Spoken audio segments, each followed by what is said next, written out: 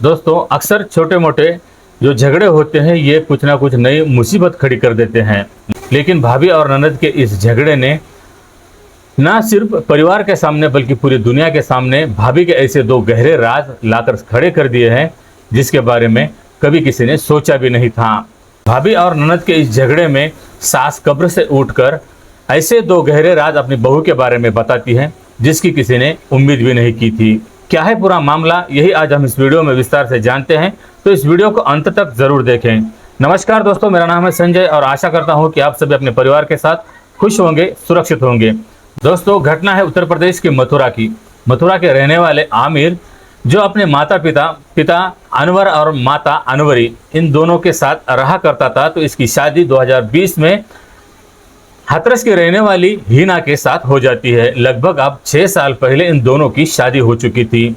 आमिर पेशे से ड्राइवर होता है, उसके पिता अनवर भी पेशे से ड्राइवर होते हैं, इसीलिए दोनों अक्सर ट्रक चलाया करते थे और अपने घर से दूर रहा करते थे। ऐसे हालात में तब घर पर अनवरी और इनकी बहू हीना ये दोनों ही घर पर रहा करती थी। घर पर 4 लोग होते हैं लेकिन 2 लोग इस तरह से बाहर रहा करते थे, तो ये दो महिला होती है, सास और बहू, ये अपने घर पर ही रहा करती थी। लेकिन 3 मार्च 2026 के दिन सुबह सुबह दिन निकलने से पहले हीना अपने पति आमिर को फोन करती है। आमिर उधर फोन उठाता है और अपनी पत्नी को बात करने की कोशिश कर रहा होता है, लेकिन हीना बिना कुछ बोले इतनी जोर जोर से रोने लगती है, धोने लगती है। इसका रोना धोना सुनकर आमिर घबरा जाता है। वो फिक्र करने लगता है कि आखिर घर में ऐसा क्या हुआ है, हीना आखिर क्यों रो रही है। वो हीना को बार बार पूछने की कोशिश कर रहा है, लेकिन हीना इतनी रोई जा रही थी कि वो कुछ अपने पति को बोल ही नहीं पा रही थी। आखिरकार किसी तरह से वो अपने पति को बताती है कि उसकी जो सास है अनवरी, इनका देहांत हो चुका है, वो गुजर चुकी है। पता नहीं रात में वो खाना खाकर सोई थी, लेकिन सुबह जब वो उन्हें उठाने के लिए जाती है तब वो कोई जवाब नहीं देती, ना ही अपने बिस्तर पर कोई हलचल करती है। तो जैसे ही आमिर को इस बात की खबर लग जाती है, आमिर फौरन अपने घर की तरफ रवाना हो जाता है। आमिर की माता की जैसे ही ये खबर उनके परिजनों में, उनके रिश्तेदारों में फैल जाती है, सभी रिश्तेदार, उनके परिजन इकट्ठा हो जाते हैं। आमिर भी अपने घर पर पहुंच जाता है, उसके पिता भी अपने घर पर पहुंच जाते हैं और बहू से पूछने की कोशिश करते हैं। बहू सिर्फ इतना बता रही थी कि हो सकता है कि इन्हें अटैक आ गया हो, इन्हें दिल का दौरा पड़ गया हो, इसी में इनकी मौत हो गई हो। अब सभी को यही लगता है कि शायद हो सकता है, जब बहू ही बता रही है तो हो सकता है कि उसकी सास इसी तरह से दिल के दौरे में मर चुकी होगी। अब कोई ज़्यादा उस महिला पर ध्यान नहीं देता और सिर्फ महिलाएं होती है, तो किसी तरह से अब जो भी अंतिम क्रिया होती है सभी लोग अंतिम विधि में लग जाते हैं और उस महिला की लाश को जाकर दफना दिया जाता है, जिस तरह से रीति रिवाज से दफनाया जाता है। जब दफना दिया जाता है तो सभी को लगता है कि इस महिला की जो मृत्यु है ये हार्ट अटैक से हो गई है और सभी परिवार अब दुख में होता है। जो महिला की बेटियां होती है, आमिर की बहनें, ये भी घर पर आ चुकी थी।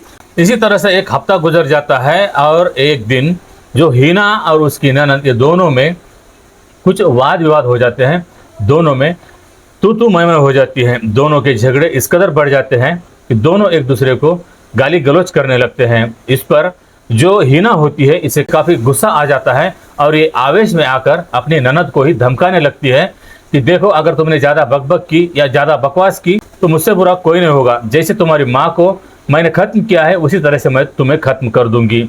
इस तरह से इसकी ज़बान पर यह लफ्ज़ आ जाता है और यही बात सुनकर सभी के कान खड़े हो जाते हैं, सभी के पैरों तले ज़मीन खिसक जाती है। जो भी उनके परिवार में लोग वहाँ पर मौजूद थे सभी हैरान रह जाते हैं कि आखिर हीना क्या बोल रही है, उसने उसकी सास के साथ ऐसा क्या किया है। अभी एक बार इसकी ज़बान पर यह बात आ जाती है, सभी लोग सुनते हैं, तो अब सभी को शक होने लगता है कि ज़रूर कुछ ना कुछ जो हीना है इसने छुपाया है, हो ना हो हीना ने ही उसकी सास के साथ कुछ ना कुछ घात किया हो या उसके साथ कुछ अनहोनी की हो।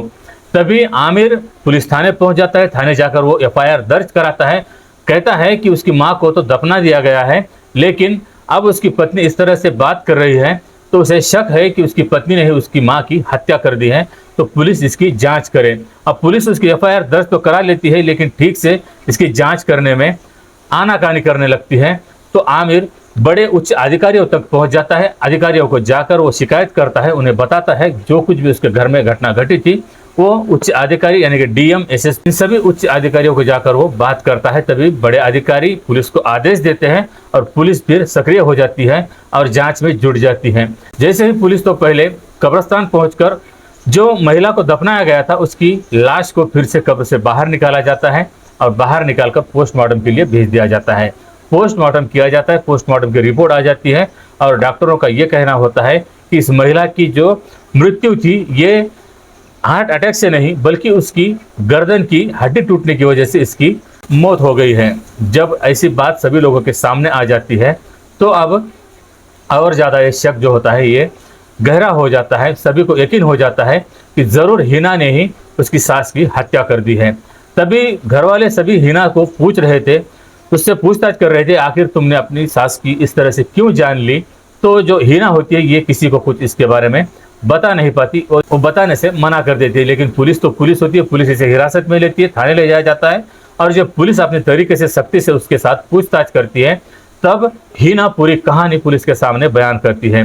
कहानी दरअसल इस तरह से होती है जैसे आमिर अपनी पत्नी के साथ शादी करके उसे घर पर लाकर रखता है, कुछ दिन अपने घर पर बिताता है और फिर वो ट्रक पर बाहर दूसरे राज्यों में, दूसरे गाँव में, दूसरे शहरों में चला जाया करता था और अक्सर वो घर से दूर रहा करता था। ऐसे में हिना को अपनी शारीरिक जरूरतें सताने लगती है। वो आसपास नजर दौड़ाती है तो उसकी नजर में उसी का एक चचेरा देवर नजर आता है जिसका नाम आदिल होता है, जो आमिर का चचेरा भाई होता है।